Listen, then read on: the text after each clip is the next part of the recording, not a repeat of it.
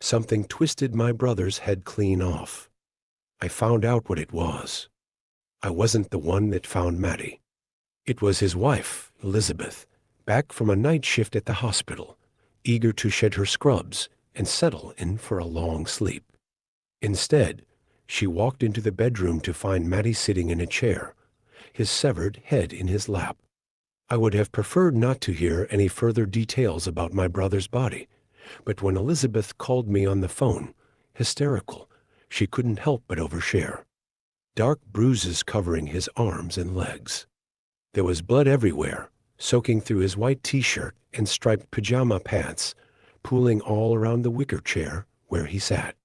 The skin of his neck was frayed where it had been ripped apart, almost like a popped balloon. The muscle, too, was stretched and torn, and the vertebrae stuck from the top of his neck hole like a white sleeping worm.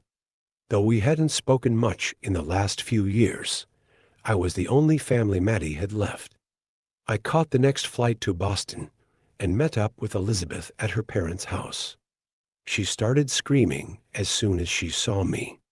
Or maybe she'd been screaming all day. Maybe I looked too much like my brother for her to handle. After a few hours, she calmed down enough to start saying a few words. I asked her if Maddie had been in any kind of trouble. He'd been reckless in his late teens and early 20s, selling drugs on campus. It was small-time stuff, but he'd made a few bad enemies, guys that put a real scare into him one night that made him get out of the game altogether. There was nothing like that, she said. He's totally clean. Got a good job clearing out old houses. Like when someone dies. He gets all the junk out, gets it sorted. Helps sort out the junk from the antiques. Takes a commission of the sales. Does he skim? I asked. Maybe someone felt cheated. She shook her head. He buys the stuff he likes, but it's always a fair price. Everybody loved him. Everybody. The cops investigated, of course, but there were no leads. No evidence of a break-in. No one with a grudge. It was like Maddie had twisted his own head off and set it in his lap. One of the detectives mentioned that more than half of murders go unsolved. It seemed this would be one of them. Weeks passed, and I stuck around, trying to help Elizabeth put her life back together. Even after the police were done scouring her place, she refused to go back in. We hired some people to clean up the blood, but they told me there was only so much they could do. The hardwood in the bedroom would never give up that stain. Finally, it fell on me to go into the place and gather a few of Elizabeth's things. They were going to put it up for sale. She was still in pieces, planning to move back in with her parents, probably permanently. I rented a truck and some basic tools, told her I'd get to work. Up until that point, I'd been staying in a cheap Airbnb nearby, but with Maddie's house reopened, I figured I could spend a few nights there while I packed up. When I mentioned the idea, Elizabeth gave me a weird look. You shouldn't stay there, she said. Why not? I asked, but she couldn't come up with a good reason. Of course, the day I got into the place, the first thing I did was head to the bedroom. I guess I just had to see it. The cleaners had clearly scrubbed the hell out of the place, but there was still a nasty stain in the center of the room. The mark was roughly circular and maybe 3 feet across, mostly gray, but grew darker at the edges, almost black. Before she sold the house, Elizabeth would have to have the boards replaced, maybe put in carpeting. Something. For a few seconds, I just stood there, looking at the black circle, imagining my brother inside it, permanently. Once I'd spent a few moments staring, I looked up from the stain, really taking the place in for the first time. Elizabeth hadn't been kidding about the antiques. All over the apartment were old hutches and paintings of ships at sea, sets of china and cigar store Indians. My brother had always had an eye for quality. The thing that really stuck with me, though, was a wood carving of an owl which was standing right in the corner of their old bedroom. The thing was larger than life, coming all the way up to my shoulder, carved all of a single trunk of elm. It was one solid piece, save for a single amber eye made of glass inlay. The other eye hole was empty, giving the odd impression that the carving was winking at you. The wood had been lacquered maybe a dozen times, leaving it with an uneven plastic sheen. Deep cracks ran through one of the wings and the neck, and the base was discolored from water damage. It certainly didn't look lifelike. Yet, somehow, it felt oddly alive. All afternoon, as I packed boxes of Elizabeth's clothes and shoes, the eye followed me.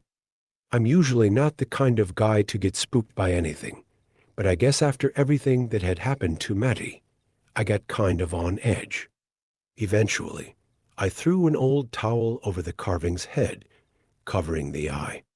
It felt a little stupid, but it made me feel a little better. A few hours went by. A bunch of boxes got packed, and it started to get dark. My first instinct was to sleep in the living room, away from the stain, and honestly, away from the owl. I turned off the lights and stretched out on the couch, but it was old and lumpy, impossible to get comfortable. Mattie's mattress, practically brand new, lay untouched in the other room. Finally, after maybe an hour of rolling around, my back aching from the day of hard labor, I grabbed the blanket and headed for Mattie's old room, carefully walking around the black circle. As I tossed the blanket on the bed, I looked in the corner of the room at the owl carving. The towel I'd tossed over its head lay on the ground now. I wondered how it had fallen off. Maybe I'd been careless when I covered the statue in the first place. The eye caught the moonlight, watching. As stupid as it made me feel, I got up and walked over, picking the towel off the floor. As I did, I heard a distinct sound, something like rats' feet skittering inside the owl. I jumped back halfway to the bed, still holding the towel in my hand. For a moment, I stared at the carving, daring it to move, waiting for another sound. Nothing. The whole time, though, even as I was watching it, the amber eye watched me. Slowly, I walked back to the carving and threw the towel over it. Then, I backed across the room to the bed, not quite realizing I was stepping through the black circle on the floor. Finally, I collapsed onto the mattress, curled under the blanket, and fell asleep. I woke to a cracking sound. At first, everything was still. Then, through the moonlit near dark of the room, I watched as the owl statue began to move. First, its left wing pushed out from inside. Then its right. The wood pushed out perhaps 5 inches, revealing something black and skeletal inside. It looked almost like the Transformers Mattie, and I had played with as kids, unseen robots pushing out through the plastic panels of a vehicle to reveal their hidden, shiny bones. I lay transfixed as too thin. Black legs pushed out hidden panels near the owl's base. The black legs, at least, they seemed like legs couldn't have been much wider than a curtain rod. They pushed all the way down to the floor. Then the whole carving began to move toward me. The wood swayed on some unseen thing inside it, some too thin creature wearing the wooden owl-like armor. I looked for a way out. I could have jumped through the window, but I was on the 2nd floor, and the thing was moving too fast now anyway. As it reached the bed, it reached out, its thin black arms growing impossibly long, its hands flattening and growing wide like dinner plates. Then it placed them over my ears, and everything went black. I woke to find myself sitting on a wooden chair from the kitchen. The owl must have brought it in while I was passed out. It had placed me inside the black circle. I thought of Mattie, sitting here just like me, not that long ago. I tried to move, but the long black rods that I'd assumed were the owl's legs bound my ankles to the chair. Its hands still gripped my head, their grip only slightly more relaxed than when it had first grasped me. The carving itself stood only a few inches in front of me. Though it fixed me with its amber eye, I could see now that the other eye hole was now open, revealing something black and moving inside. "What are you?" I asked, barely able to speak. I think it laughed. At least, it sounded a little like a laugh. "I'm not quite an owl," it said. Its voice was low, echoing out through the cracks in the owl's wooden shell. "I'm not quite a person either. Some days I feel closer to bird, some days closer to man. But actually, I've been around long before owls ever flew. Of course," it continued, "owls are generally far less interesting than humans. They're basic creatures. Give them a moonlit night and a field full of frightened mice, and they'll be happy. So happy. Every single time. For humans, nothing is ever enough." It clicked its tongue, then got quiet.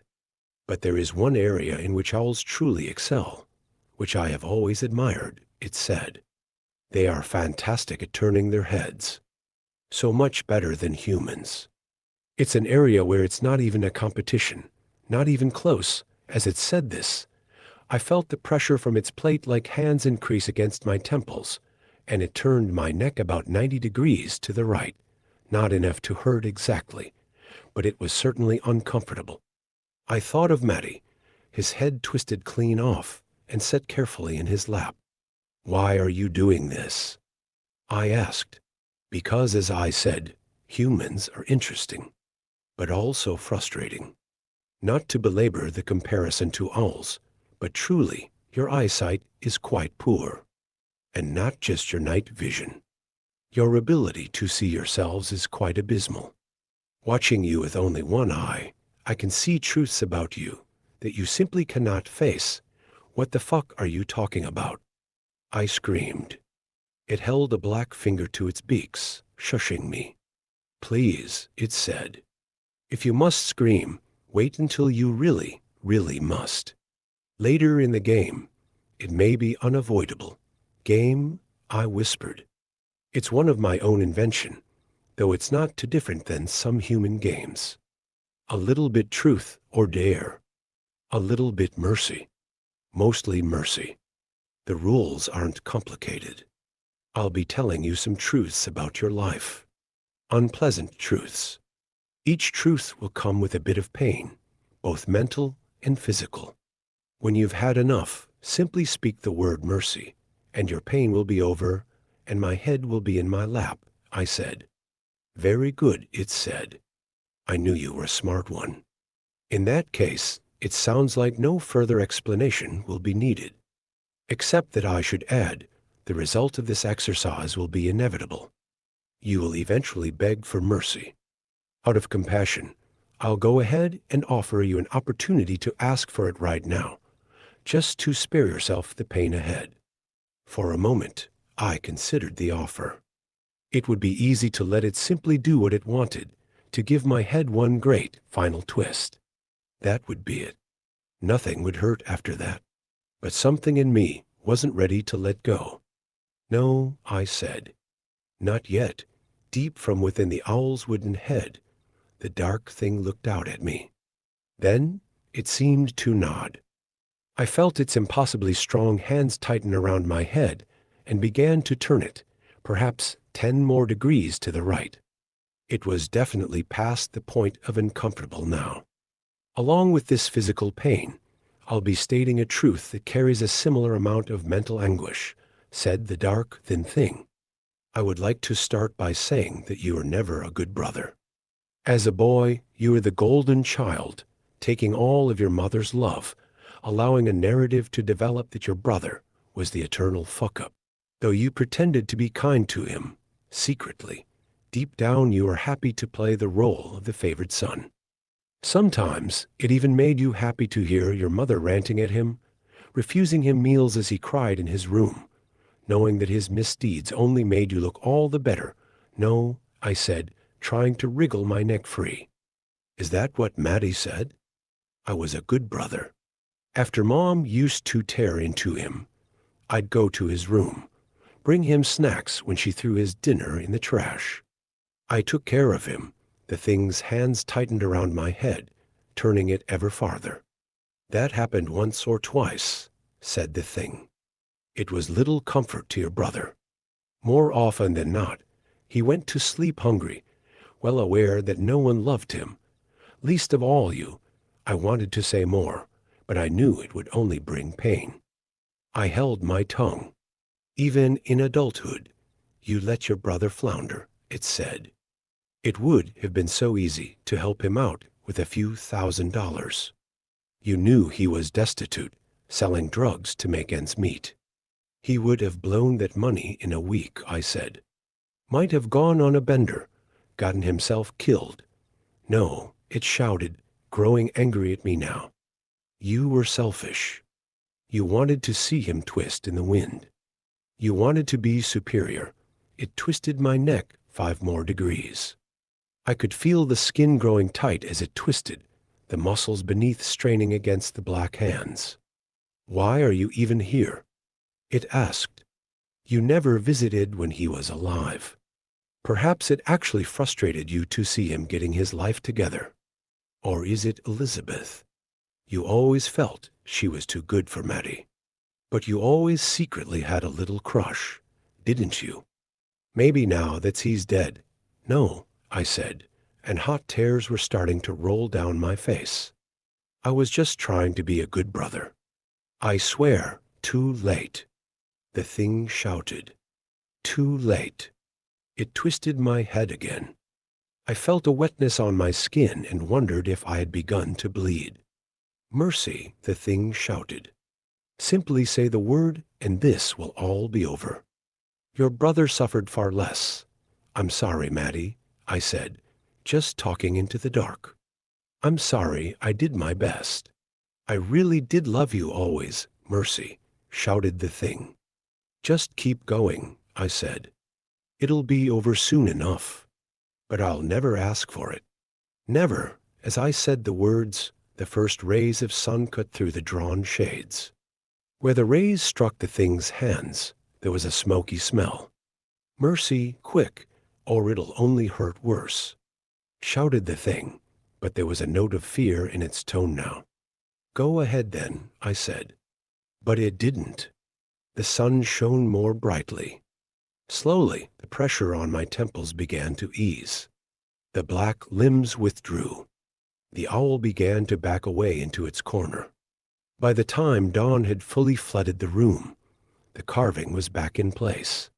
That morning, I returned to Elizabeth's parents' house with a few boxes of her things. I must have looked pretty wrecked, because she asked how I was doing, a note of concern in her voice. I'm okay, I said, but I can't stay here anymore. I've got to get home. She nodded, understanding. I've been thinking about it, she said, and I think I can handle the rest. I've been leaning on you too hard. Suddenly, a wave of panic flooded through me. Promise you won't stay there, I said. Promise, I would never, she said. Even when Maddie was alive, I didn't like sleeping there. All those old antiques. I never liked the smell. But Maddie loved them. So thank you, I said, trying to stay composed. For being so good to him. She reached out and gave me a big hug. I know you two hadn't hung out much over the last few years, but Maddie always said you were there when he needed him, she said. Now I see what he meant. She looked over at my rental truck. There, in the bed, lay the wooden owl. Is that one of Maddie's? She asked. I was hoping you'd let me have it, I said. One last thing to remember him by, she shrugged. I've never seen it before. Maybe he'd just gotten it. Yeah, I said. Could be. I said goodbye and got in the truck. And then I drove. I headed out in the city, out where the urban sprawl gave way to some kind of forest, marked with a few sunny meadows. When I was satisfied that I'd reached the middle of nowhere, I stopped. I took the statue from the bed of the truck and dragged it out into a sunny field. All the while, I heard the skittering sound inside. It was getting hot toward afternoon, and I could tell the heat and light was affecting the thing inside. I knew the wood was full of little cracks. Some of them must have been big enough to let the light through. "It's still only noon," I said. "Not quite the hottest part of the day. That'll be hours from now, maybe at 3 or 4. I wonder if he'll make it that far." A small shriek emerged from inside the owl. I ignored it. "Now, over in the truck, I've got a saw," I continued. "I could cut this owl shell of yours right in half and let the light take you. And I will. But first, I'm going to need you to ask for mercy."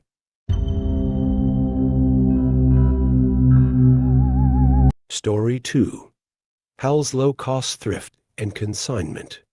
The worst part about insomnia is the boredom. Nothing open except for the seedy places. Nobody awake except for the seedy people. Nothing to do except watch movies and eat sunflower seeds. Seriously, fuck insomnia. My sleep capacity generally comes and goes in waves, but the few weeks before I found Hal's were especially rough. There was no inciting incident, just that general feeling of restlessness and anxiety that has become a familiar friend over the years. I tried all of the standard assists: warm milk, old movies, cut down on my caffeine intake. All the usual things that people recommend but never work. Eventually, more out of boredom than anything else, I took to taking late night walks through the city. I worked a shitty job as a projectionist at a local movie theater, and on the weekends, I didn't often get off work until the last movie finished, and the city had long since wound down by the time I was free. The first week or two, I stayed towards the well-lit areas populated by the intoxicated, both rich and poor.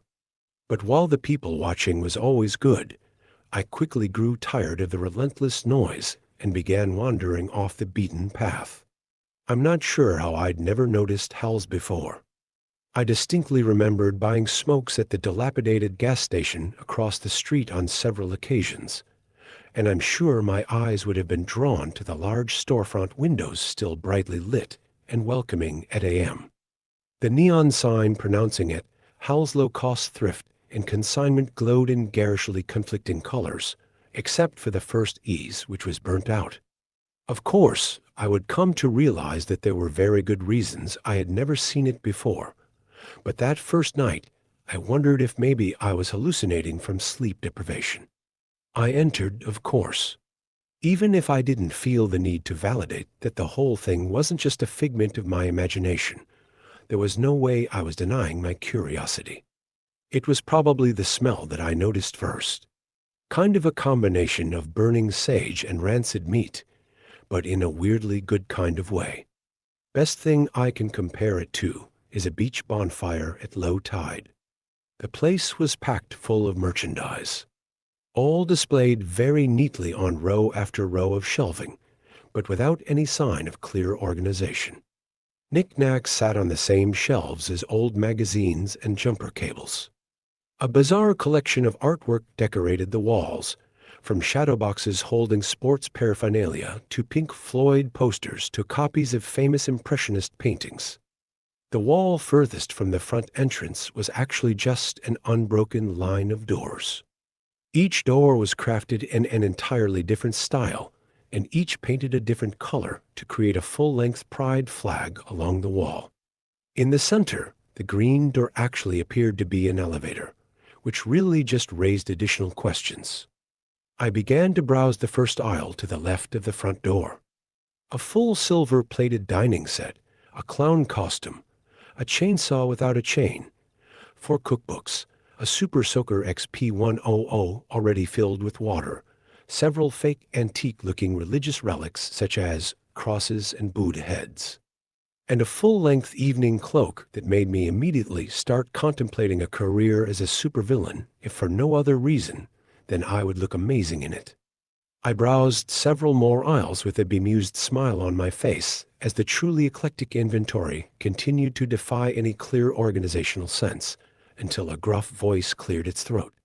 I glanced up to see the shopkeeper behind the front counter, staring at me. He was a medium-sized man, but held a clear, "Don't fuck with me," aura around him. His head was shaved bald, and his arms and shoulders indicated someone who had spent more than a few years working in trades. "Can I help you find something?" he asked, his voice a low grumble that ran the line between professionalism and wanting to throw your ass to the curb. I shot him one of my patented disarming smiles. "Not really. I'm just browsing." He continued to stare for a moment, his eyes probing as if searching for a way to sort me into one of the Jungian archetypes that all retail employees have for their customers. "Incubus?" he asked finally. "Excuse me? Are you an incubus?" he responded, his eyes still searching mine. "No, Gemini actually. Well, on the cusp with Cancer, really. I didn't think people actually used the astrology pickup in real life. I gotta ask, do you get a lot of success with that one?" With nostalgia being all the rage these days, going for one of the classic pickup lines is actually a brilliant idea. The corner of the man's mouth twitched just for a moment before returning to its painted-on scowl. That immediately put me at ease. Couldn't work the late-night shift without having that hard shell of an exterior, but if I could touch a sense of humor, he probably wouldn't be throwing me out anytime soon. "I don't get a lot of people coming in here just to browse," he said, his voice having moved slightly away from the gravelly grumble he was using before. Less Bob Dylan, more Bob's Burgers. Most know exactly what they want by the time they lay eyes on this place. I shrugged. What can I say? I'm an impulsive sort. "Hey, how much is this?" I lifted up a snow globe that held what looked like a large hospital. The shopkeeper raised an eyebrow. "Good eye. That's 200, I whistled, immediately placing it carefully back on the rack. Pricey for a paperweight, collector's item. There are a lot of stories inside that little snow globe. You could probably get a couple thousand from the right buyer if you're fine dealing with that kind of person. I take it since you're selling it for $200. You're not fine with that?" The corner of the shopkeeper's mouth twitched again. I could tell he was warming to me. "I'm pretty sure you're not here for that old thing anyways." "What am I here for then?" "I'm not sure yet. Keep browsing. I'm sure you'll find it." I did as I was told. An antique set of writing quills, what looked like a defunct Tesla coil, a compass and a sextant, a typewriter, a VCR, a few old board games I had never heard of, and a few other Raggedy children's toys, including an actual Raggedy Ann doll. Nothing really struck my fancy until I was flipping through a rack of clothing and came across a treasure. I delightedly snatched it up and approached the front counter, placing it in front of the shopkeeper. He raised another eyebrow at me, and I beamed a smile at him in return. "I've always wanted one of these," I chortled. The shopkeep shook his head and pressed a few buttons on the archaic register. "Not Phi, then." Never met a Phi with a decent sense of humor. "For the white T-shirt with, 'I'm with stupid' written on it, that'll be $1.53. I fished a handful of coins out of my pocket and counted out exact change. He took it and sorted the money into the correct slots. He looked back up at me and shook his head. "This has got to be the dumbest sale I've made this year. I'm not even sure why that was on the rack." "Hey, I'm not complaining," I said, pulling the new purchase over the shirt I was already wearing. "Did you just open? I walk by this area pretty often, and I'm sure I've never seen you here before." The man's smile came out fully into the open. "Yes and no. We've been in business for a long time, but I guess you could say we're new to the area. Well, I hope you stick around for a while, Hal," I said, nodding with faint understanding as I extended my hand. "You've got a bunch of weird shit in here, and there aren't many other places for me to go shopping at this time of night." "Butch," the shopkeeper replied, shaking my outstretched hand. "Excuse me? My name's Butch, not Hal." What the hell would the owner be doing working the front counter at 3 a.m.? I threw my head back and laughed. "I stand corrected," Butch grinned. "So not an incubus, not a fae, not a vamp. What the hell are you doing in my shop?" I raised an eyebrow. "Buying vintage clothing, apparently. No, seriously, what's your deal? Shapeshifter? Wendigo? Cannibal? Dude, I've worked enough retail to know all about the normal customer archetypes, but I think you've lost me on these. Is a shapeshifter one of those shoplifters who keeps showing up in different clothes like they're actually fooling anyone?"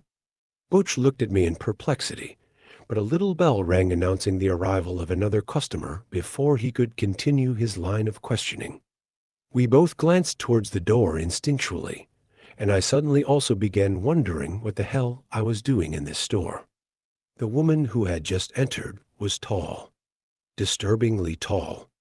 At least that was my first impression. I soon realized, though, that she wasn't actually tall. She was just floating a solid 2 feet off the ground. She wore a long, pale white and semi-transparent dress that fell clearly past her feet and dragged gently on the floor. A white veil was pinned to her unkempt mane of dark hair and spread across her face. That veil did nothing to disguise the bloodshot and sorrowful eyes, the broken nose, nor the mouth that hung open to the center of her chest, leaving a large black void from her cracked and broken top teeth to well past her neck. I recoiled in horror, slipping and falling directly onto my ass before scooting myself back until my back hit a rack of shelves and a hairy, taxidermied hand fell onto my lap. I held it up in preparation to do battle should I need to. The specter, however, paid me absolutely no mind. She merely glided down one of the aisles, raised her hand to delicately select something off a shelf, and then floated back up to Butch's counter. "Evening, Meave." "Just the usual," Butch asked casually. The woman's cavernous mouth seemed to open wider, and a reverberating moan began to vibrate my soul. It wasn't loud, but it suddenly reminded me of the sound I heard my mother make over my grandfather's deathbed when I was 9 years old. "All right, gorgeous. It's for 50. The woman in white reached out a hand limply and dropped a handful of crumpled bills on the counter. She then turned and slowly glided out of the door. My shaking hands continued to point the furry limb at her long past the point. She was out of sight. "Throat lozenges," stated Butch. I swept the leg to point at him, my heart still racing and my eyes wide. Butch seemed unconcerned. "Meave comes in every night for a pack. Her work leaves her throat pretty sore. I'm not sure if they do much good, but it's always the regulars who keep a business afloat. That was a fucking banshee." I almost screamed. Butch's eyebrows raised as though impressed. "Wow," he said, "I'm impressed. Most humans wouldn't recognize one on sight. Hey, could you stop pointing that thing at me? They can get a little unpredictable if you're not used to them." I kept my impromptu weapon trained on him for another moment before allowing my hand, still tightly clenched, to fall into my lap. I continued to breathe shakily for another moment and tried to get my head straight. "I'm sorry," I said once I felt like I could speak without screaming. "That was really not something I expected to see tonight." "What the fuck, Butch? Banshees are fucking real. And they come in here every night for pharyngitis treatment. What the fuck is this place?" I realized my voice was starting to gain volume again. I stopped, swallowed, and took another raspy breath. "Sorry," I said again. "I've never reacted well when I get really scared. Believe me, I wish that didn't happen to me." But the thing still clasped in my hand suddenly lurched.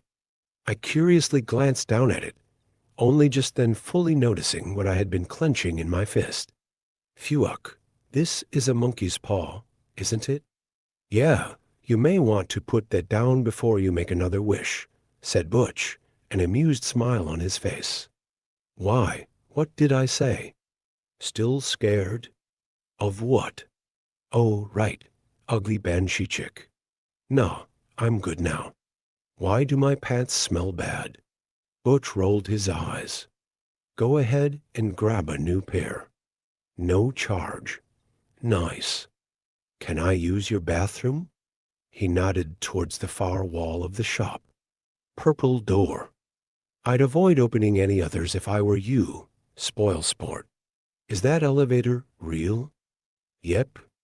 And no, I'm not answering any follow-up questions until I can't smell you anymore.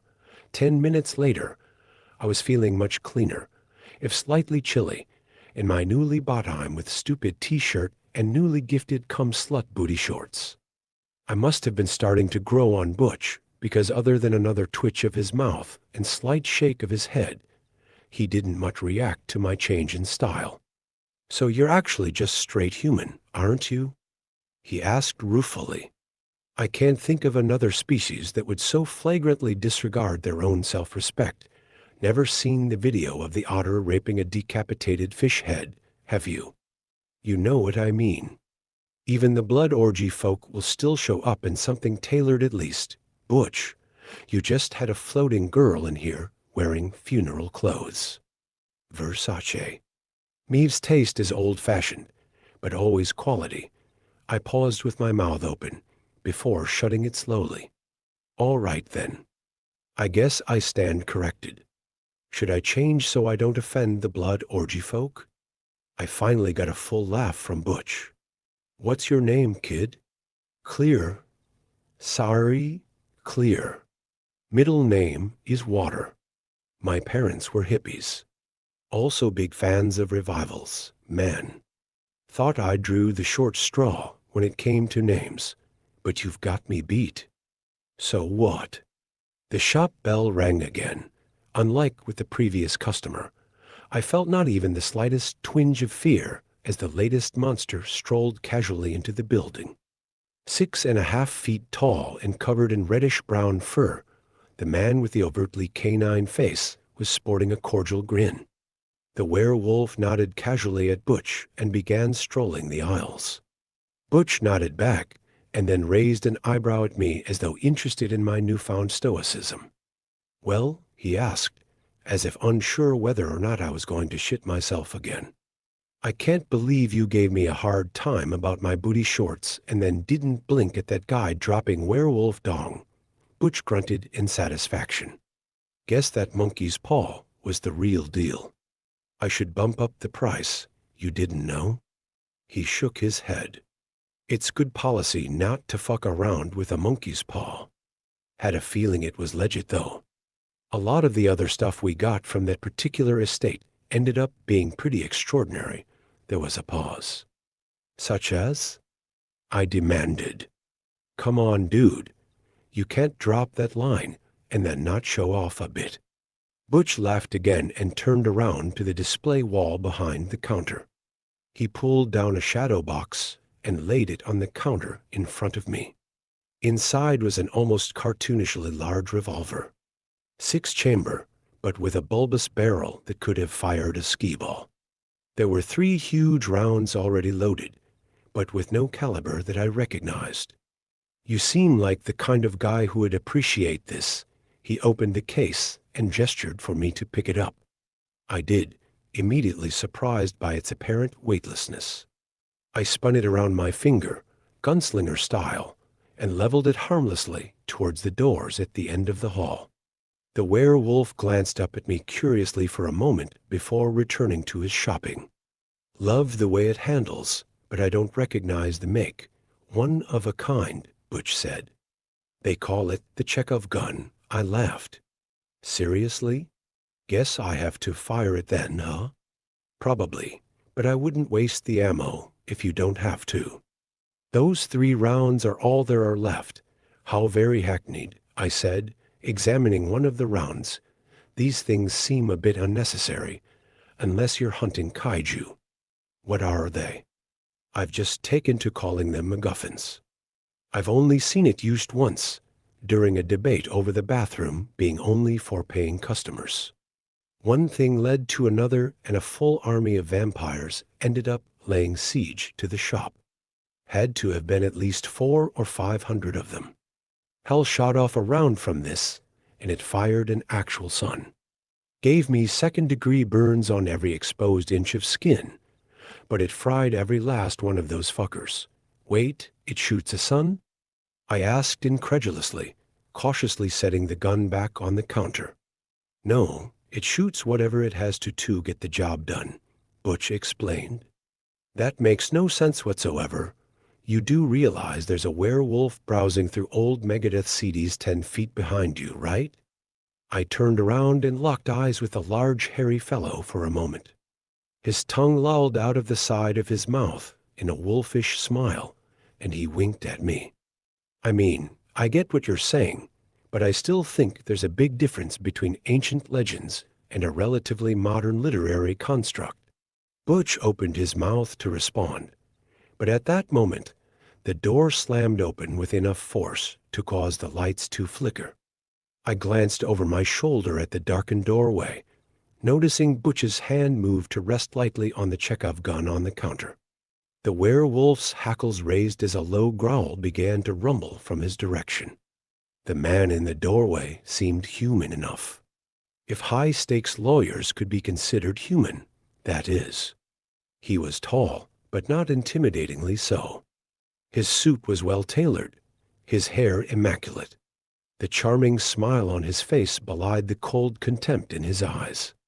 "Hey, Butch," he said, his voice a purring baritone. "Hey, Ez, long time no see," Butch replied, his face devoid of emotion. Way too long. The man pulled a coin from his pocket and began rolling it back and forth across his fingers. "Is your boss around? You know I haven't seen Hal in months, Ez. Not since that incident with the Purgatory delegation. Paychecks are still rolling in, though, so he's out there somewhere. If you find him, let him know I'm taking the fender for a Christmas bonus," Az shook his head in feigned disappointment. "It really would be in your best interest to help me track him down, Butch. You know the deal he made to run this place expired at the end of last month. Now, my employer has a lot of respect for the old man and everything he's done over the years, so he's more than willing to renegotiate the terms." Butch shook his head. "You're not hearing me, Az. I don't know where the guy is, and I don't have any way of getting a hold of him. Come on, you really mean to tell me your boss can't suss out where he is?" I'm starting to get why his little rebellion failed. Still not sure how he duped all you idiots into following his lead, though. Was that like a Trump thing? As his eyes narrowed. "That's low even for you, Butch." I laughed involuntarily. "I dunno, man, if the MAGA hat fits." Suddenly, a force slammed into me, hurling me over the counter and against the wall behind the register. Shock shuddered through my body as a display hook pierced my shoulder. A flood of moisture spread down my back, and I immediately started feeling a little woozy. Also a lot pissed. I jerked my head up to glare at Az. "Motherfucker, I just bought this shirt." I felt myself reverse direction, flying off the wall and across the store. I flailed painfully as I soared, managing to tip over one of the racks before colliding with the werewolf. I couldn't help but marvel at how soft he was as we hit the floor and slid into another rack, bringing its contents down on us. I always envisioned werewolf fur as being more coarse, I thought as I weighted out the falling inventory. "Sorry, Jack," I muttered, rolling away from the werewolf and painfully climbing to my feet. "Cool if I call you Jack?" "Never caught your actual name," Jack growled, shaking his head like a wet dog. "I don't know why you have to make me hurt your friends before you tell me what I want to know, Butch. You know how much it pains me to hurt innocent bystanders." Butch was levitating over the cash register, his limbs shaking violently as he appeared to reflexively attempt to swallow his own tongue. I started grabbing anything within reach and throwing it at Az. I managed to score a direct hit with a tea kettle and an old computer mouse, but it was the lawn dart directly to the head that finally got his attention. Butch took in a raspy breath and fell to the ground as his head spun around to glare at me. His hand shot up, and I felt my windpipe close. My hands instinctively went to my neck as I tried desperately to take in air. "Idiot child," rasped Az, his eyes appearing a dull red as the edges of my vision began to darken. "Do you have any idea who you're—" I lost the rest of his sentence as Jack launched himself into Az, and the two of them flew into another rack. I fell to my knees, sucking in air and letting the world come back into focus. It sounded like Jack got one or two good swipes in with his vicious-looking claws before he flew backwards again, crashing through one of the doors at the back of the store. What lay beyond remained unknown, as the door immediately reformed behind him, pulling back in its shattered wood until no trace of damage remained, as his head came bobbing into sight over the racks. I got back to my feet. This whole lack of fear thing was really starting to grow on me. "You can force choke me all you want, Vader," I snarled at him. "We both know you're just a whiny little sand-hating bitch," as his face was filled with fury as he raised his hand to smite me again. Suddenly Butch stepped between us, the Chekhov gun leveled squarely at Az's head. Az's look turned to one of contempt, but his hand still lowered slightly. "How many of those bullets are you down to, Butch?" he asked. "2, 3. Are you really sure you want to waste one on little old me? What then will you use on the one he sends after me? Or the one after that? Eventually, the big man himself will want to come. Better hope you still have at least one left for him." My eyes fell on another gun that had fallen onto the floor in the struggle, one that I had noticed on my first walk through of the aisles. A stupid idea popped into my head. I reached down and grabbed it, cocking it loudly as I leveled it towards Az. "Step aside, Butch," I growled. Butch shot a look back at me, saw what I held, and gave me a tight grin as he lowered the Chekhov gun and stepped out of my way. I squeezed the trigger on the Super Soaker XP100 and sent a stream of water directly into Az's face. His scream was piercing as the smoke immediately started pouring off his melting face. I stepped towards him, continuously pumping more water as I adjusted my stream to any piece of exposed skin his squirming left exposed. "The power of Christ compels you, bitch," I yelled as I stood over him, furiously pumping the squirt gun. "Don't fuck with retail workers." Flesh fell from the demon's bones like really good barbecue ribs, bubbling into vapor from the floor. His screams became so high-pitched that I heard a few of the more delicate glass items in the shop shatter. I didn't let up on the stream of water until the plastic toy lost pressure and dribbled to a stop. Az collapsed, his clothes falling into a pile on the floor as his body steamed away. I stood panting, feeling the adrenaline burning off my skin. My shoulder, forgotten during the fight, began to throb painfully, and the squirt gun slipped from my grasp. "Did you seriously just use a Pulp Fiction line on me?"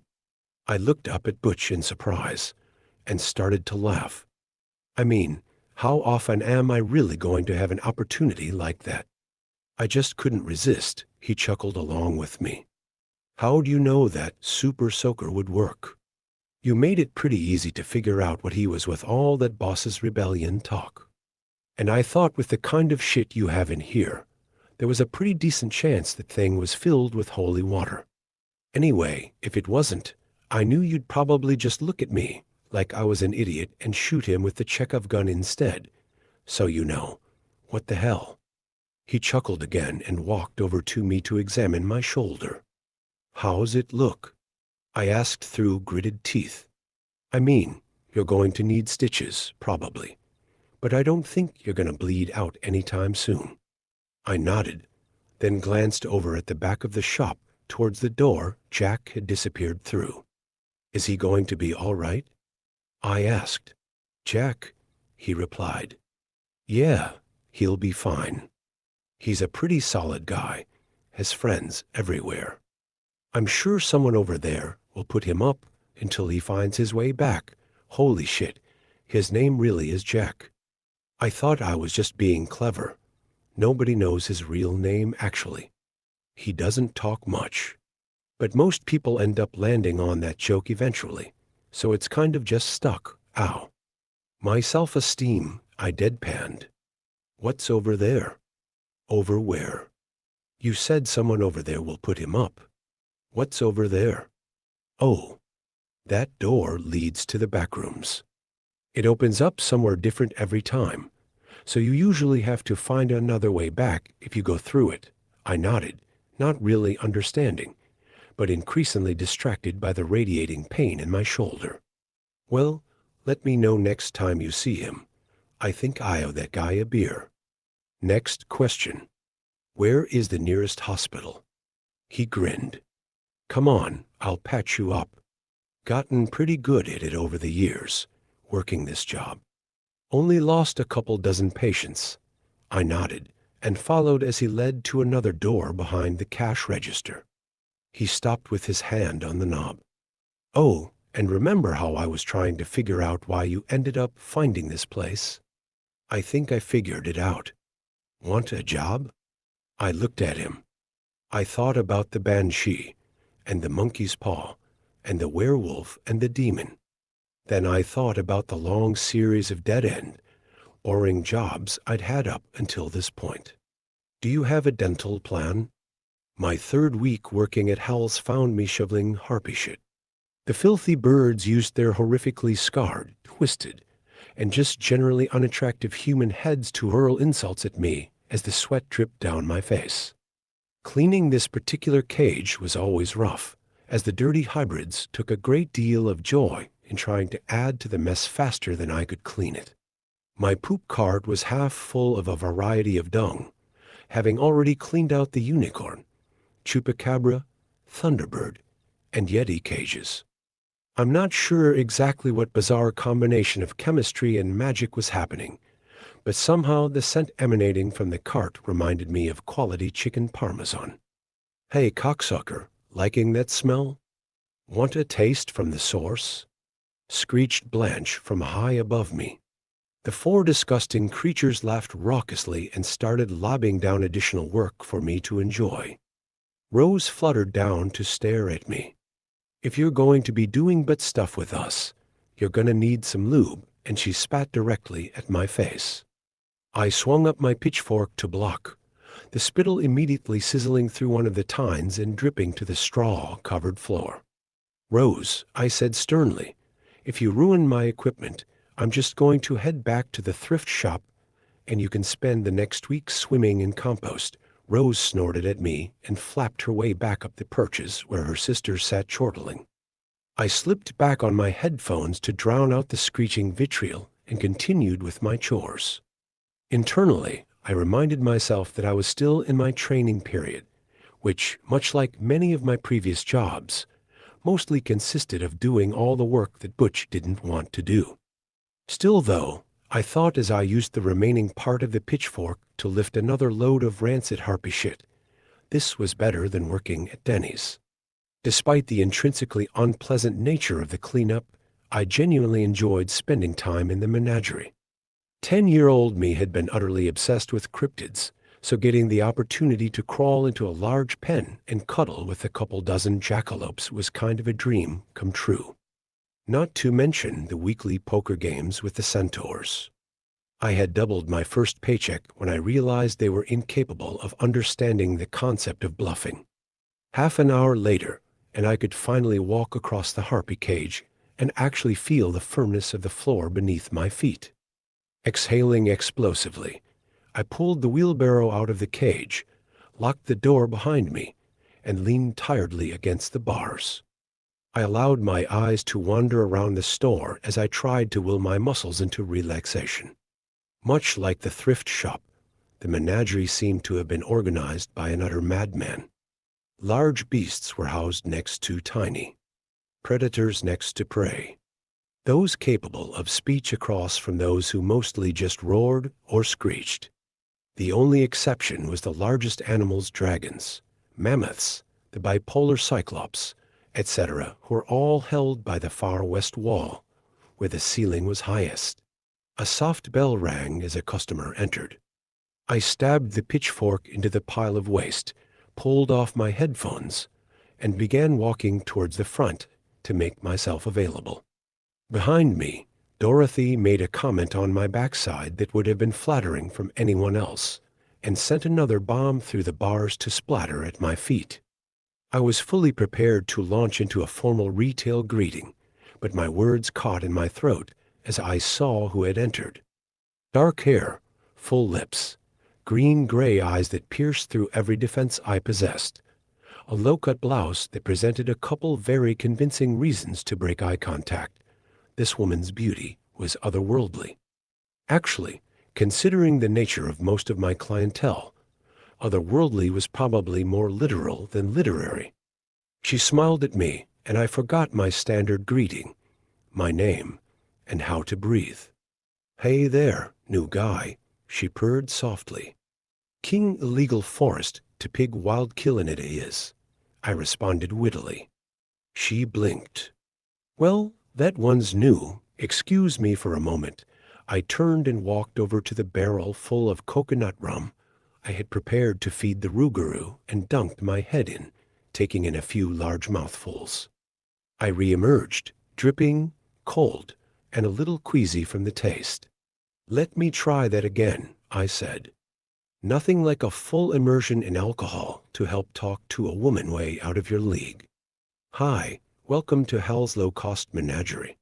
My name's Clear. How can I help you?" The woman smiled broadly. "I must say, you handled it better than a lot of men.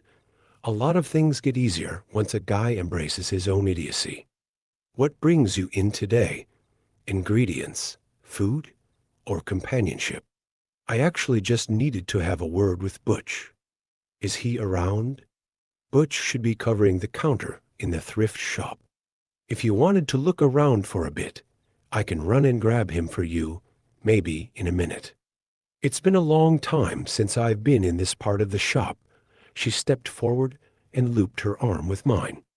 "And since this is the section I walked into, I think the shop wants us to get acquainted." Goosebumps raised instantly on the part of her arm that touched mine, which immediately brought up a twinge of nervous suspicion. Butch had insisted that I reverse my monkey paw wish, quite understandably of the opinion that fear was absolutely necessary to keep oneself from doing something idiotically reckless in an environment like Hal's. We worked on the wording of the wish for a ridiculously long time to restore my fear, allow me to function while afraid without crapping my pants, and to avoid any comically ironic twists. It seemed to work out pretty well, although I had noticed that the more scared I became, the more I would impulsively make sardonic comments. Butch didn't seem to notice that part, since it fit my personality like a glove. I led the distractingly beautiful woman through the dank maze of cages, allowing her to direct the duration spent admiring each of the animals. She had obviously been around the mythical block a few times, since she barely seemed impressed by some of the more commonplace residents, like the chimeras and the Jersey Devils. She hurried past the harpy cages as the four of them immediately began to harmonize in a repetitive chant of whore, but she did fall instantly in love with the three-headed quokkas. Brushing off my warnings, I had seen a few of the more mature ones let out small belches of fire. She released my arm and climbed directly into the pen with them, laying down and allowing them to curiously climb over her while she laughed delightedly. "Oh, I love these," she exclaimed. "What are they?" "They were just discovered a couple weeks ago. We decided to call them Chalamets." "Chalamets? Yeah, because they're cute, but also kind of off-putting." She laughed again as one of them began to shimmy its body down the front of her blouse. I sternly told myself that it was ridiculous to be jealous of a rodent. The woman rose gracefully back to her feet, the Chalamet still nestled comfortably between her breasts. Two of its heads were sticking out of the top of her shirt, looking around gleefully. The third seemed to have fallen asleep against the swell of her cleavage. "Lucky jerk. I guess I've been chosen," she declared, climbing carefully out of the pen. "This little guy's coming home with me. The pets pick the owners, I agreed. We can get you checked out in the thrift shop if you still needed to talk to Butch, Ms. Babs. I was incredibly confused for a moment because the voice that spoke her name was not the dulcet music she had used before, but rather masculine and gruff and gravelly. Also, it seemed to be coming from behind me. Butch was standing next to the Kelpie stalls. His customary scowl had descended into a disgusted grimace. Babs gave him a smile that would have lit up a cemetery, but Butch didn't soften so much as a werewolf's hair. I thought we agreed that it would be best if you stayed away from the shop, Butch said, his voice dangerous. I thought that was more of a suggestion. Babs entreated. I didn't think you had actually trespassed me. That suggestion was based off the assumption that you didn't want to see me any more than I wanted to see you. Butch, come on. Don't be like that. It's been, what, 50 years since the last time we saw each other. Think for a minute. Would I stay away that long only to show up now if it wasn't important? Why do you have a Chalamet between your tits? Babs crossed her hands across her chest protectively. Even someone like me needs an emotional support animal. Butch, get a harpy then. You'd have more in common. I knew it was you who got them to call me that. I started laughing uncontrollably. Butch and Babs paused their fighting to stare at me. Butch, you absolute rascal. I chortled. You never told me you used to be married. It's not often that you get to witness an actual miracle, so I made sure to relish every second that I was able to see Butch blush. Babs suddenly became very occupied scratching a basilisk behind its ear. My shit-eating grin stayed on my face as I forced a big hug on Butch. Man, she is way too hot for you. What? Are you actually rich or something? Is this the part where I ask for a raise? Or hang on, was it a physical thing? Wait here, I'm gonna go get a ruler. Butch pulled away angrily. Clear, is there any way I can convince you to just not be yourself right now? Not a chance, DeMarco. You know I have a terminal case of not knowing when to shut up. So, I sat down on the wheelbarrow full of dung and leaned back comfortably, my stomach growling at the smell. How did you two meet? Also, Babs, does that mean you're single now? The look Butch gave me was disgusted. I returned it with an impish grin. You really have no concept of appropriate, do you, Clear? We work in a second-hand shop. This is kinda what we do. Butch sighed and Babs tried unsuccessfully to suppress a smile. I think I like this one, Butch, she told him. Yeah, you would. Maybe you should just tell me why you're here, Butch said to her. I'm not sure if I have the energy to play around today. Well, that sounds familiar. Babs, come on. Babs' grin flickered and fell. Butch, Hal's been hiding out at my place for the last few months. He went missing yesterday. Butch's face didn't change, but he did fall silent. Babs seemed to be silently pleading with him to hear her out, and he was obviously considering it. Finally, he glanced over at me. Clear, I think we need a couple minutes. The Becks just got in with a new shipment. Will you go sign them in and restock, please? There were times to joke, and there were times to just leave people to their conversation. I had a hard time telling the difference sometimes, or most of the time, but I had learned that when Butch asked politely, it was probably for the best to just follow his lead. I nodded silently and made my way to the elevator at the back of the menagerie. In the elevator, I took a moment to consider the whole conversation I had just witnessed. Hal had been staying with Butch's ex-wife. That actually made a lot of sense. I knew Hal and Butch had been pretty famously tight, so the last place anyone would have expected Hal to go would be Butch's ex-wife. And what did that mean for Babs? Butch was one of the most formidable people I knew, but even he had spoken of Hal with a bit of awe. If Hal went to Babs for protection, God only knows what she must be capable of.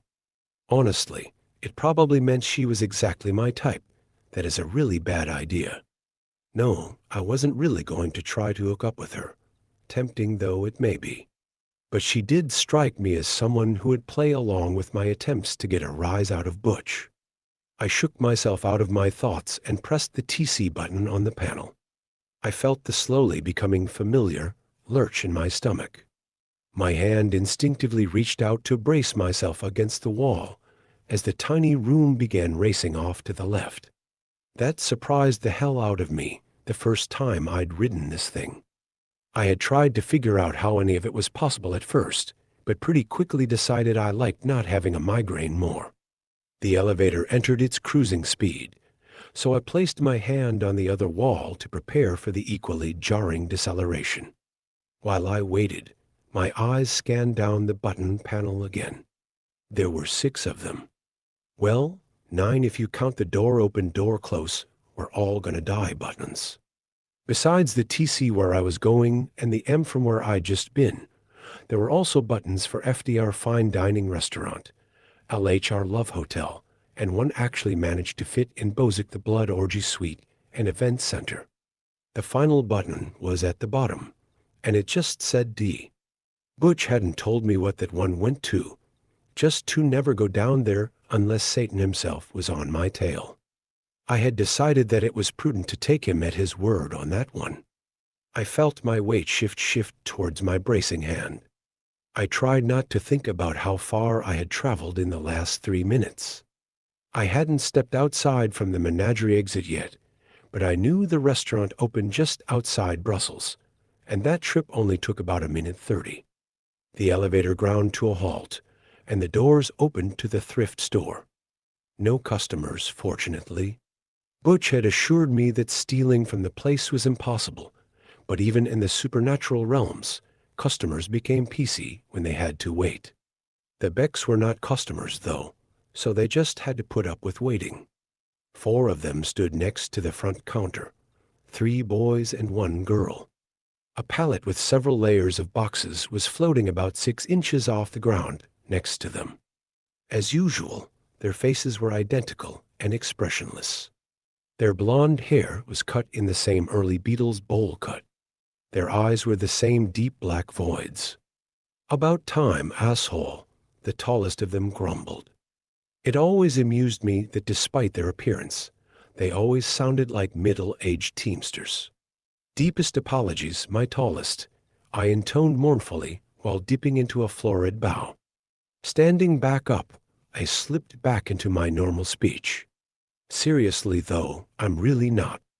I was watching Butch meet up with the ex he hasn't seen in 50 years. Believe me, totally worth it," the tallest snorted. "Babs is back, huh? That poor guy. She's had centuries of experience manipulating men like him. Hey, I'm still new here." This was the first I'd heard of her. "You guys want to fill me in on some backstory?" The girl shook her head. "Not our business, kid. We deal in inventory, not gossip. Union rules, nothing wrong with a little idle conversation, munchkin. Call me that again, and you'll lose a finger. I believe you, short stuff. Come on, I just want to know how large the pile of shit I'm standing in is." Another of the boys blew out a breath. "Look, we really don't pay much attention. She was here a lot, and then she wasn't. I know she worked for meth, so she spent most of her time down in the restaurant." I blinked in surprise. "Didn't see that coming. Whatever, I'm pretty sure most of us have a past we're not so proud of. And working in the restaurant would make sense if she was on meth." The tallest spoke again. "Quit thinking like an idiot, clear. METH, Monsters for the Ethical Treatment of Humans. Babs used to make sure the people they served down in the restaurant were treated humanely and that they didn't suffer unnecessarily during the slaughtering process. Oh, nice." She struck me as the humanitarian sort. "Any idea why they split?" Butch's old assistant kept on jokingly flirting with her, so Butch killed him. "Oh fuck, really?" "No, not really. Now, will you please sign the damn paperwork so we can get back to work?" I grabbed the outstretched clipboard, signed my name at the bottom, and handed it back. The tallest tore off the receipt copy and handed it back to me. The four of them walked in lockstep out of the door as I turned to begin the unloading process. Curious as I was about what Butch and Babs were talking about, I had to admit that this was my favorite part of the job. The paperwork identified this as estate sale procurements, which meant a 50-50 chance of it being junk or awesome. The Becks were good at picking out items of significance, but a well-loved children's toy or a serial killer's trophy collection had a tendency to set off that same bell in their heads. I was met with disappointment for the first 8 boxes. Well, mostly. I did find myself spending an inordinate amount of time studying a fascinating painting of what appeared to be a Soviet-era army marching across an ocean with the silhouette of the Golden Gate Bridge barely visible in the background. A pod of fish painted with the Soviet flags swam about the advancing army's feet. I decided to hang it behind the cash register so I could study it more in depth later. There was definitely something to it, since it took every ounce of concentration to pull my eyes off of it. I struck gold on the 9th box where I found a translated copy of the Voynich manuscript, an unabridged version of the Egyptian Book of the Dead, 12 missing books of Homer, one of which was titled, "That Time Achilles and Odysseus Totally Boned." A strange red hat that smelled like sulfur-flavored ambergris and looked like it was perpetually coated with sand, and a small bow complete with arrow-filled quiver that all appeared to be plated in gold. Pulling out one of the arrows, I noticed that they seemed to be quite intentionally phallic. I quickly double-checked everything in the box off the inventory list the Becks gave me and set it aside for Butch set prices. I found a few other decent items scattered through the rest of the boxes, but I handled them myself due to us having very similar items already in stock. Mass-produced grimoires, a few tarot decks, a couple haunted toys, a number of enchanted pieces of clothing, things like that. At the bottom of the final box, since that's how these things always go for some reason, I found trouble. The moment I picked up the forest green book with "High Clear" written in Comic Sans on the front cover, I knew there was no way anything good could come of it. But of course, I immediately said, "Hi, book. Nice to meet you," and opened it. The first line of the first page simply read, "Ha, you fucking idiot," and it began to glow red hot in my hands. I dropped it, since I had completely ignored the MOSHA requirements of protective equipment when handling untested magical artifacts.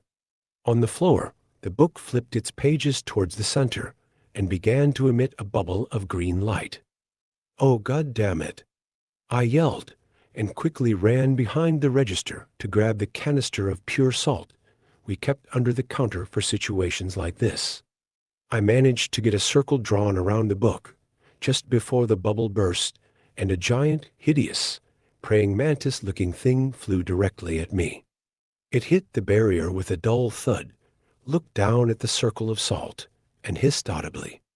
I let out an audible breath as my heart pounded away in my chest. It twisted its arms and waved them in front of its face, immediately transforming into a woman with short red hair and piercing eyes. The wings stayed in place, though, flapping softly to keep her aloft and looking down in contempt at me. "Release me," she whispered fiercely at me.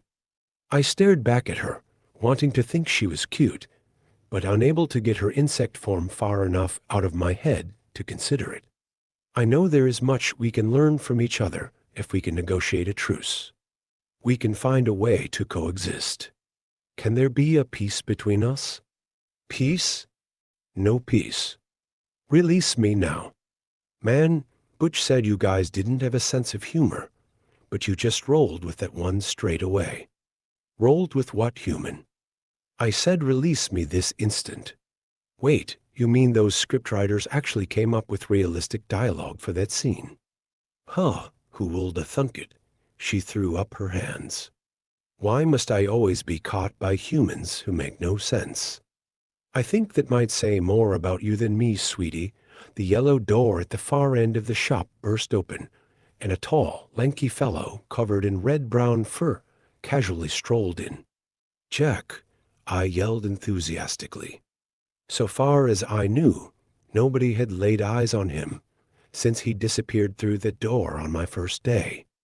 Jack sauntered over to me and gave me a fist bump before clapping me on the shoulder with camaraderie. He glanced up at the fairy briefly, who bared a mouthful of razor-sharp teeth at him. He flipped her off in return. Where you been? Butch told me you'd be okay, but I was started to get a little worried.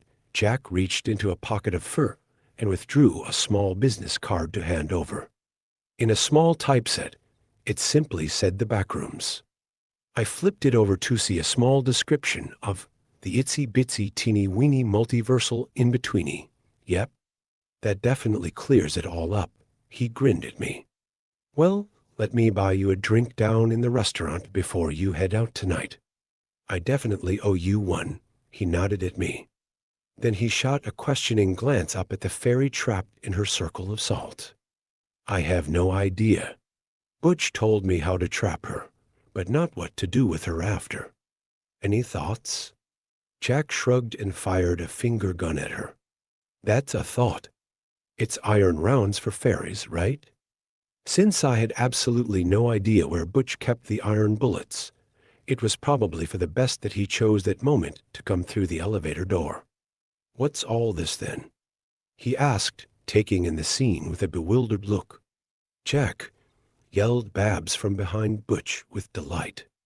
She ran towards him and launched herself into his surprised embrace, burying her face into his fur. The Chalamet squeezed out from between them and scrambled up to the top of Jack's head, chittering in annoyance. Ever so slowly, I watched as Jack and Babs began to lose balance and tip backwards. It probably would have resulted in everyone sharing a good-natured laugh at their expense if they didn't fall directly onto the salt line. The fairy wasted no time flipping straight back into her praying mantis form and flying straight at me. I managed to duck underneath of her just before impact, but her back talons managed to swipe against my raised forearm, drawing a thin line of blood. She quickly made for the front door, but a quick shout of, "Hey Siri," set Phi protection wards from Butch blocked her exit with a cross of bright purple lines. She spun on us furiously, her face darting around the shop for another way out. Babs and Jack were pulling themselves back to their feet, but Butch was already in action, running through an aisle with his hands deftly swiping items off the shelves. Clear, get the salt ready, Butch shouted at me. Sensing that he was probably the largest threat in the room, the fairy went for Butch next. He slid to a stop at the end of the aisle and stood his ground. When she got close enough to him for Babs to let out a yell of concern, Butch reached into his pocket and threw a cloud of powder into her face. They must have been iron fillings or something, because she immediately shrieked and started trying to claw it out of her eyes. Butch moved in closer, an iron bar in his hand, ready to finish her off, but one of her flailing wings caught him in the head and sent him sprawling. She shook her insectal face, and her reddened eyes fell on me, standing in front of the cash register, holding the bag of salt. Jack and Babs came at her from either side, but a powerful flap of her wings sent them flying. I stared dumbly at her as she began to race straight at me, her face filled with rage. I looked around helplessly for anything within reach that might help me in this fight. The Chekhov gun was too far away. Nothing nearby was made with iron. Really, the only thing within reach that might work was. I grabbed the painting of the Soviet army walking on water and held it up between me and the charging Phi. The impact never came. I lowered the painting just enough for me to look over the top and saw her examining the painting while tapping her chin thoughtfully with her long, thin tarsi. Interesting, she said. Is this intended as a Cold War propaganda piece? If so, which side is it for? A warning for the West or an aspiration for the East? I'm not sure, I replied, calmly walking around the counter and pretending to contemplate the painting while surreptitiously beginning to reform the salt circle around her. I thought at first that it was just a depiction of some kind of Orwellian future, but now I'm starting to wonder if it's something way more insidious. This might actually be an original Alexander Samokvalov, she said, fascinated. I don't actually know. We just got it in. I haven't had a chance to get it officially appraised yet. If you're interested, though, we might be able to make a deal. I stepped back and sprinkled the last bit of salt in the bag onto the completed circle. With a quick motion, I reached over and pulled the painting away, breaking her line of sight. Dismay filled her eyes as she looked down to realize she was trapped again. "Fuck me," she groaned. "Sorry," I said. "Really not interested when you're still in that skin. If you want to switch back to the redhead, though, we could talk about it." The fairy shot me a dirty look, but shifted back to her human form anyway. "If that is the cost of my freedom, I'll do what I must do, ew." No, I was kidding. "Sorry, I have a lot of perversions, but formicophilia is not on the list. How do you know what it is called then?" I really don't have a good answer to that. I Google random things when I'm bored. Then name your desire, human, and allow me to return to my realm. Butch, Babs, and Jack had joined me around the circle at this point, and the two former lovers were exchanging a pointed look. "Weirdly enough, kid, your fuck-up might have some unexpected benefits here. Babs and I were just coming to talk to you about it actually. We need to track down Hell. This shop is in some serious trouble if the Hellspawn managed to get a hold of him. He was safe over with Babs, but now that he's vanished again, we really need to do something about this." He looked over at the trapped fairy. "How about that? Can you bring Hell to us? You did not trap me, shopkeeper. My deal is not with you." Butch looked at me. "All you kid. Think you're ready to go solo?" I smiled at him. I was born ready. It was pretty satisfying that I even got Jack to let out an exasperated groan with that one. "All right, babe. What do you think? Can you bring Hell back to us?" The fairy's eyes went distant. "No, he has been shielded against interference by fairy magic. I don't know how, but I cannot touch him. Well, shit. How about information? Can you tell us anything about him?" She nodded. 3 questions, 3 true answers, and you will give me my freedom?" "Fine, but no bullshit answers, okay? No technically true, but only because homonyms exist. Answers, and nothing so cryptic that it only makes sense after we're done. You got me? Also, once you give us the answers and I break the circle, you can't hurt any of us for trapping you. Agreed? I will speak only the full truth, and we shall all depart unharmed. All right. Where is Hell? What is the quickest way for us to get to him? And what will we need to do in order to successfully find him and bring him back?" She closed her eyes briefly, as if scanning her hard drive. "He is currently hiding in purgatory. The blue door at the back of the shop will bring you to the realm, but then you take the subway to Terrace 5 and catch the bus to the historical district. Once there, you must have with you a servant of heaven, a denizen of hell, and a man perpetually trapped in the mortal realm. Between the 4 of you, you will be able to track down a social media influencer who goes by the name of Razamatas, who will guide you to Hell. I cannot tell whether you will succeed in convincing him to return. The uncertainty that surrounds him is too deep to see clearly, but all other paths lead to certain failure. Bear in mind, these instructions are intended for you alone. If these others decide to leave you behind, these answers may no longer be truthful. All right, that'll have to do. Thank you, gorgeous." And I broke the salt circle with my foot. The fairy immediately vanished with a crack of lightning. The 4 of us looked at each other for a moment. "That was uncharacteristically straightforward for you. Clear," Butch said, sounding slightly impressed. That whole screwing up the three questions trope has been done to death. I didn't think there was anything more I could add to it, so what's the point? Well, strangely enough, we have most of our group already here, Babs commented. All we need is a servant of heaven. Wait, really? I said, surprised. Is Jack from hell? No, I am, Babs replied. My place is located in one of hell's suburbs, and the man trapped in the mortal realm. Butch held to his hand. Right here. I will be answering no follow-up questions. He looked over at Jack. Hey, buddy, glad you made it back okay. Any chance you'd be willing to keep an eye on the shop for a few days while we go drag the owner back? Jack raised his hand and rubbed his thumb and forefinger together. Of course. I'll give you double what I'm paying Clear. Wait, what the fuck? I yelped. Shut up. Clear, you're still in training. Is that cool, Jack? Jack gave him a thumbs up. Great.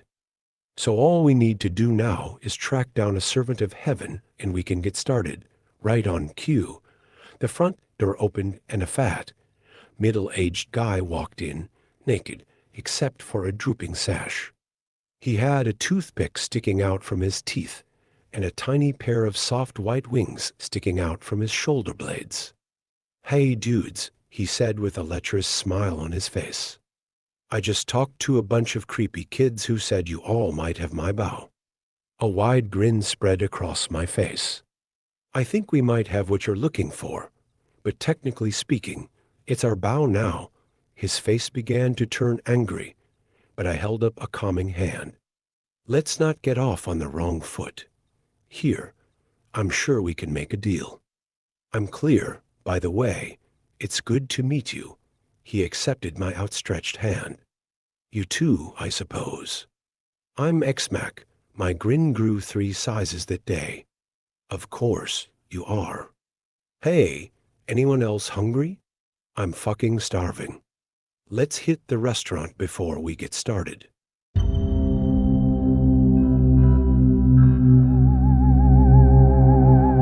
Story 3. My wife asked a ridiculous question and got offended when I answered honestly. Is there anything I can do to salvage this relationship? Now listen, I'm not saying I was the bastard love child of George Clooney and Ryan Gosling or anything like that. But when you factored in my soft features and my career, there was no denying I was a serious catch. The problem is looks meant everything to Hannah. Everything.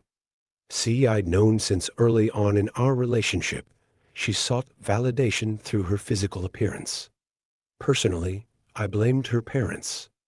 In our first year of dating, while we lay side by side on the beach swapping stories about our crappy childhoods, she told me her dad once refused to put up her school photos.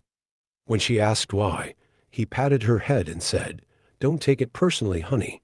It's not your fault your acne's so disgusting." So you can understand where her toxic obsession sprung from. Not that I'm excusing what she did, just making the point that although her skin may have cleared up, those self-esteem issues most definitely did not.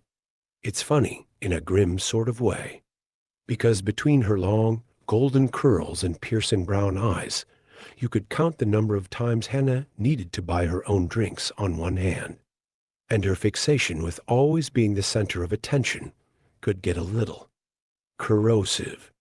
Like one time, at a gala dinner, the senior partners at my firm practically started a battle royal craning to get a closer look at my Cesare Ottolini suit and new Yacht Master Rolex, the one with the bidirectional rotatable bezel and black dial. Had Hannah stayed home that night, it probably would have gone unnoticed.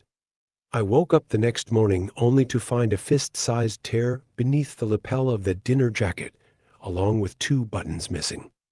In the months following Ottolini Gate, she insisted on attending every last cocktail party and charity ball, no matter how mundane in the flashiest dress imaginable, her hair all done up, luscious and bouncy. With a glass of champagne in hand, she endlessly referred to herself as my trophy wife, or the winning lottery ticket that blew into my hand. Little by little, these snide remarks ate away at me. From the way she talked, you'd think she married a professional Shrek impersonator. So the next time she dropped a "don't you think you're punching above your weight with me, honey?" quip in front of polite company, I casually replied, "Actually, I reckon we're about even looks-wise," as I polished off my whiskey. There was a long, awkward pause, interrupted only by one startled onlooker choking on a shrimp tartlet. To Hannah's credit, her temper didn't boil over until we got home. However, rather than explode because of the humiliation, she just endlessly ranted about how I'd placed us on equal footing physically. 30 minutes of shouting, screaming, and stomping around the house later, with half the furniture sprawled across the floor or broken, she said, "Fine, we're even. You're the window dressing and the main breadwinner in this relationship. Congratulations." With that, the bedroom door slammed shut behind her. Did I already know this encounter was headed to a bleak place? Absolutely. It was almost dawn, though, and I could feel Hannah's rough fury from the far end of the hall. So, I spent the night in the guest room. Hopefully a little rest would help dissolve that temper. The next morning, from across the breakfast counter, the beautiful woman stared right through me. "Everything okay?" I asked, my voice all meek. She finished her coffee, tossed the empty cup into the sink, and exited the room without a single word. Over the next few days, I'd catch her watching me whenever she thought I wasn't paying attention. While in the shower, the bathroom door would shiver open, just a little, and I'd quickly turn off the water and shout, "Hello," only to be met with silence. In the middle of the night, floorboards would squeak, and I'd catch a glimpse of a figure in the outside hall. But by the time I flicked on the bedside lamp and scrambled to my feet, the quiet house would be snoozing peacefully. Meanwhile, I refused to believe the obvious truth, that I was terrified of my own wife. I mean, it sounded ridiculous, and if my buddies caught me tiptoeing past the master bedroom or jumping at my own reflection, they'd have said, "You can bench 220, but you're terrified of your missus." Please. So, rather than go stay at a hotel, I marched into our room one night, bouquet of roses in hand, and announced to Hannah that I couldn't hold a candle to her. I said every time the human beam of sunlight I was privileged enough to call my wife, and I stood next to each other.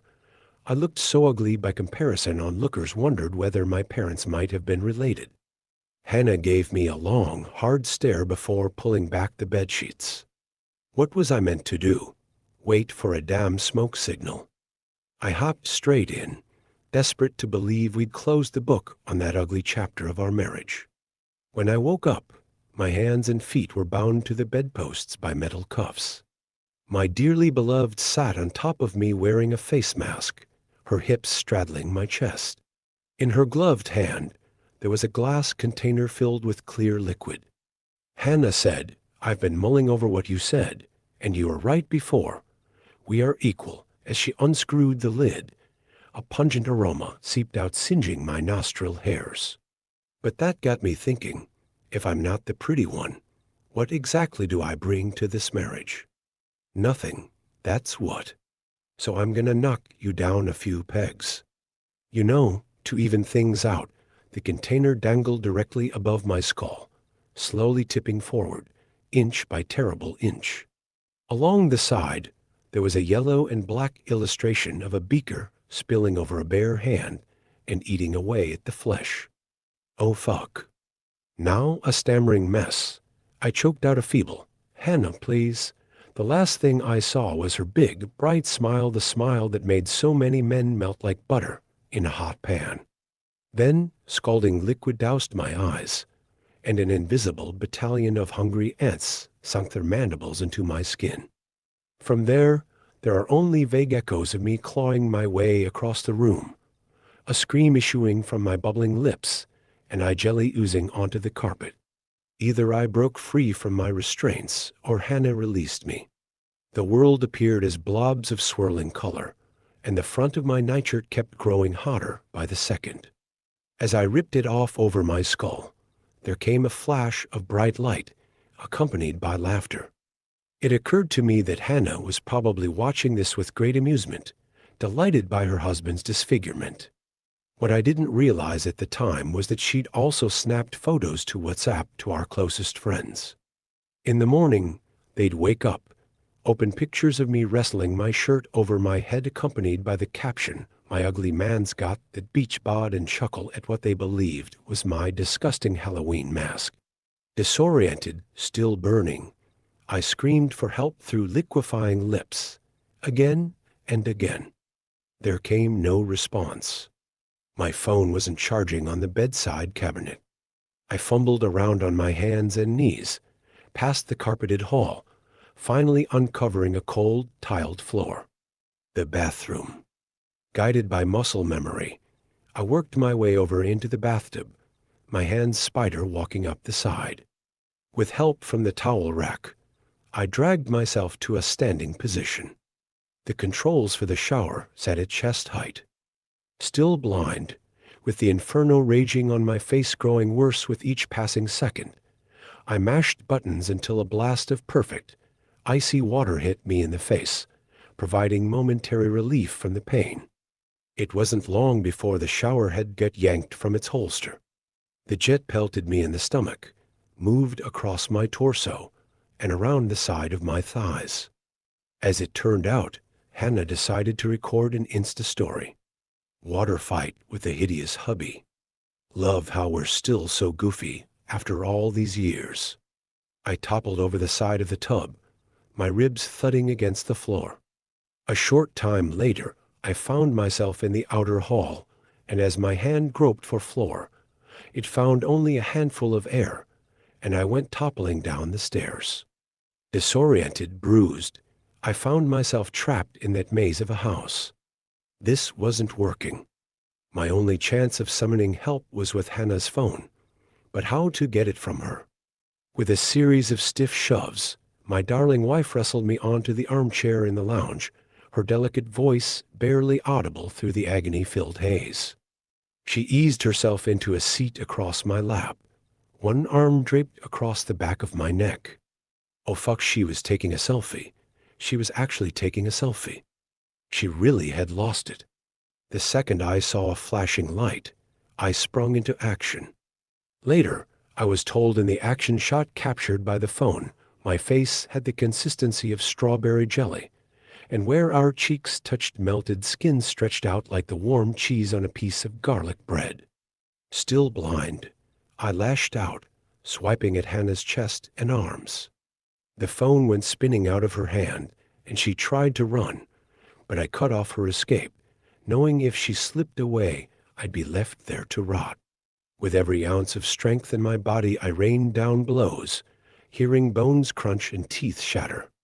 My better half fought back, swiping at me, tearing away chunks of flesh so large medics would later tell me huge portions of bone shone through. Hannah collapsed onto the floor, groaning. Just from running my fingers across her crumpled features, I could tell she didn't that more breathtaking than the first day of summer smile anymore, and most of the polish had been wiped off those well-defined cheekbones.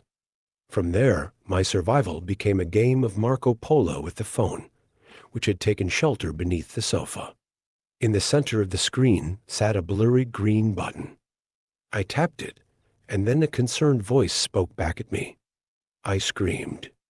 I screamed until the police officers kicked open the front door. Then I lay in the back of an ambulance speeding toward the hospital, the sirens loud in my ears, a paramedic promising everything would be okay, that they'd save my vision. 12 weeks I spent in recovery, my face encased with bandages. The authorities took Hannah for her own quick pit stop in the emergency room before carting her off to jail, where she's currently awaiting trial. From what I hear, the other inmates have taken to calling her the Elephant Woman.